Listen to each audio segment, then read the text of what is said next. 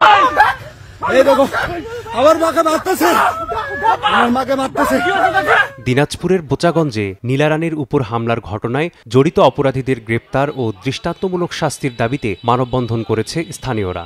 শনিবার দুপুর 12টায় প্রেস ক্লাবের সামনের সড়কে আয়োজিত এ মানববন্ধনে বক্তারা জানান, হামলার ঘটনায় পুলিশ একজনকে গ্রেপ্তার করলেও জামিনে মুক্তি পেয়ে ভুক্তভোগী পরিবারকে হুমকি দিচ্ছেন তিনি।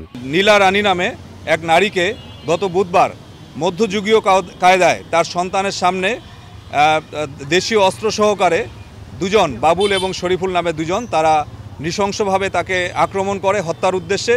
এবং আমরা সোশ্যাল মিডিয়াতে যেটা দেখেছি, তাকে মাটিতে ফেলে পা দিয়ে পিষে ফেলা হচ্ছে, একটি নরপশুর মতো, মানে যেটা আমরা পশুকেও কুকুরকেও করি না সেভাবে তাদেরকে নির্যাতন করা হচ্ছে। তো আমরা এর পরবর্তীতে আমাদের অনেকেই নীলা রানীর সঙ্গে দেখা করেছে। তিনি এখন দিনাজপুর মেডিকেলে আছেন, তার অবস্থাও বেশি ভালো না, তার শরীরে আঘাতের চিহ্ন আছে অনেক এবং দেশীয় অস্ত্র দিয়ে তাকে কোপানো হয়েছে। তো আমরা চাই প্রশাসনের কাছে এই বিষয়টির একটি সুষ্ঠু তদন্ত এবং বিচার।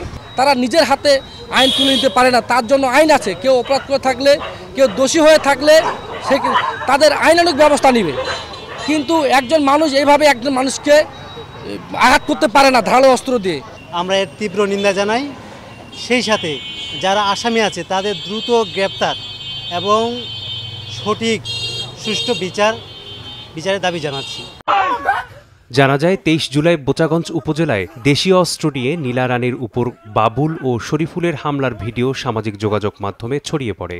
এ ঘটনায় বাদী হয়ে আহত নীলা রানীর ছেলে এনাফ চন্দ্র রায় বোচাগঞ্জ থানায় একটি মামলা দায়ের করেন।